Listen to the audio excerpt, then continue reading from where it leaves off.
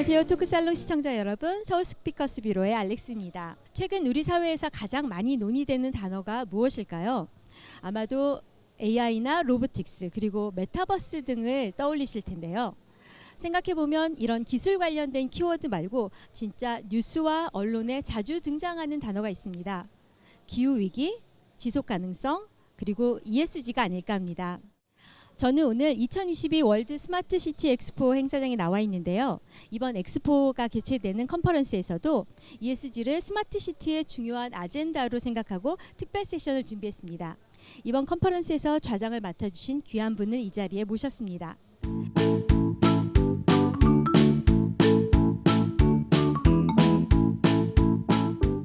대사님 안녕하세요. 네, 안녕하세요. 반갑습니다. 네, 이렇게 모시게 돼서 영광입니다. 제가 영광입니다. 네, 대사님을 생각하면 저는 기후변화 대응의 우리나라 대응의 역사 그리고 기후변화 대응의 전도사 뭐 이런 생각이 떠오릅니다. 잠시 지나온 길을 설명해 주시겠습니까? 예. 저는 1987년도에 외교부에 입부를 해서 영국에 연수 갔다 온 다음에 본부의 과학 배치를 처음 받은 것이 과학환경과라고 하는 데입니다. 지구환경 문제를 정부에서 다루는 최초의 과라고 하겠습니다. 그래서 91년도에 처음 그 과학환경과에 근무하게 되면서 기후변화 문제, 생물다양성 문제, 그리고 1992년도에 있는 개발과 환경정상회의 준비를 하면서 기후변화 관련 업무를 맡기 시작을 했죠. 그래서 기후변화 협약을 제정하는 회의 예, 처음 참여해서 여태까지 이렇게 왔습니다. 그래서 제가 환경협력과장, 또 에너지 기후변화과장, 그 다음에 환경부의 국제협력관, 또 제네바의 차석대사, 쿠웨이트 대사, 그다음에 이제 기후변화 대사직을 마지막으로 또 P4G 정상회의 기획단장을 마지막으로 은퇴를 하고 지금은 UN 글로벌 컴팩트 한국협회 사무총장으로 일하고 있습니다. 자, 기후변화 대사는 그런 직은 영원히 할 수는 없지 않습니까? 네, 뭐 그렇죠. 그렇게 하지만 기후변화 전도사로서는 계속할 수 있지 않을까라는 생각을 가지고 기후환경 문제에 대해서 꾸준히 활동을 하도록 노력을 하고 있습니다. 네, 우리나라 기후변화 대응 역사에 굉장히 중추적인 역할을 쭉 해오신 것 같고 굉장히 감동적이고 굉장히 큰 인상적인 설명 감사합니다. 네, 그럼 이 분위기를 맞춰서 제가 몇 가지 질문 더 이어서 드리도록 하겠습니다. 그러시죠. 앞으로도 지속적으로 세계 인구는 도시에 몰려들 겁니다. UN 해비타트는 도시 미래 탐색이라는 2022년 세계 도시 보고서를 냈는데요. 여기에서 2021년 현재 56%였던 세계 도시 인구가 2050년이 되면 68%로 증가할 예정이라고 합니다. 이 보고서에선 또한 코비드, 기후, 분쟁 이 세 가지를 트리플 C라고 얘기하면서 위기 대응에 대처하기 위해서 도시 지역이 혁신적인 해결책이 필요하다고 얘기를 했습니다. 앞으로 우리가 잘 살기 위해서는 도시의 역할이 굉장히 크게 필요할 것 같습니다. 네, 그리고 시민들이 적극적으로 참여할 수 있는 분야 중에 하나가 기후 변화일 것 같아요. 사실 저희가 오늘 이제 스마트 시티라는 것을 논의를 하다 보니까 스마트 시티가 새로 만들어지기도 하지만 또 대도시가 스마트 시티로 전환이 되려고 하기도 합니다.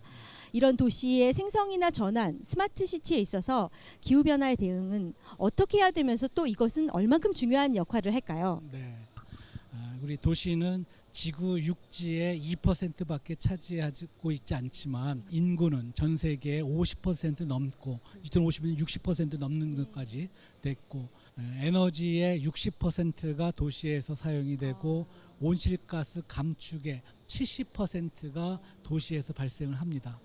그리고 전 세계 부의 80%가 도시에 집중하고 있습니다. 그래서 이 도시 문제를 해결하지 않고서는 기후 문제 그리고 다른 어떤 문제도 해결이 되지 않는다. 그래서 우리가 도시 문제 해결을 위해서 다른 어떤 분야보다도 더 많은 고민을 해야 한다라는 말씀을 첫 번째로 말씀드리고 싶습니다.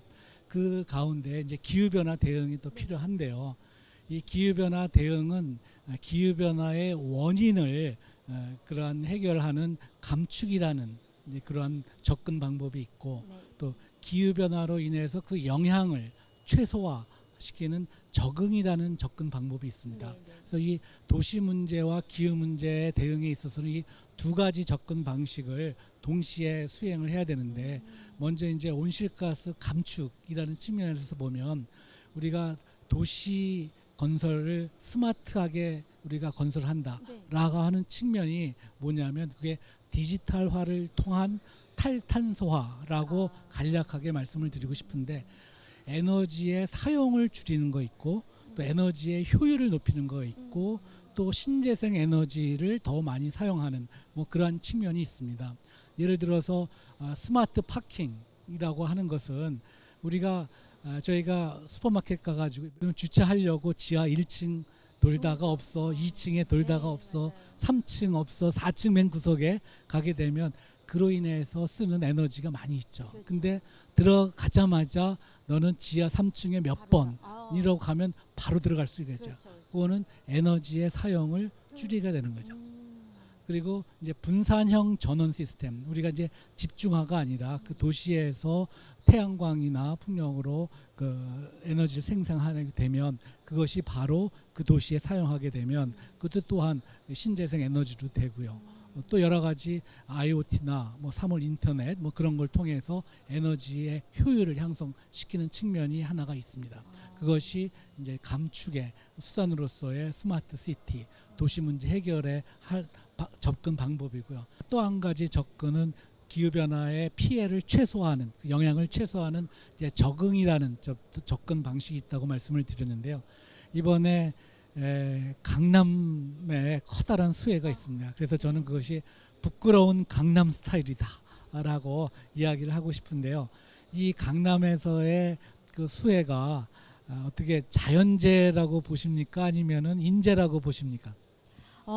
비가 아주 예상하지 못하게 굉장히 집중적으로 많이 왔기 때문에 상당 부분 저는 뭐 자연재해라고 보는 면도 있겠지만, 사실 그 내면을 살펴보면 인재의 측면이 있다고도 생각합니다. 예, 뭐 그렇습니다.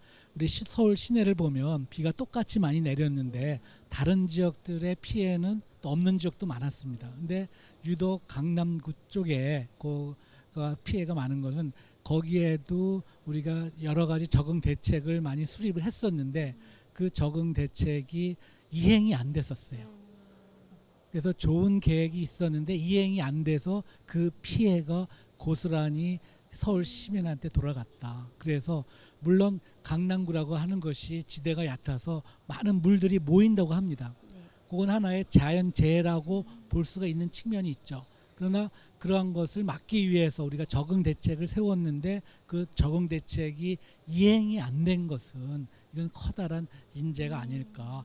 그러한 측면에서 저는 기후 대응, 도시에 있어서의 기후 대응이 감축이라는 접근법, 또 적응이라는 접근법이 있다고 그러는데, 이러한 접근을 하는 데 있어서 우리 과학자들이나 전문가, 기술자, 그리고 또 정책 결정자들이 다 함께 모여서 통합적인 접근을 해서 대책을 세우면, 그 대책은 시대를 떠나서 사람을 떠나서 꾸준히 지속적으로 이행하는 것이 중요하지 않나, 뭐 그러한 생각을 하며 이러한 점을 강조하고 싶습니다.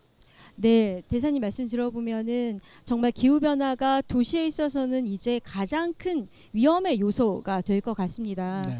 그리고 지속적인, 그리고 통합적인 이행이라는 부분이 굉장히 인상적으로 들리고 있습니다. 네, 그럼 다음 질문으로 좀 넘어가 보도록 하겠습니다.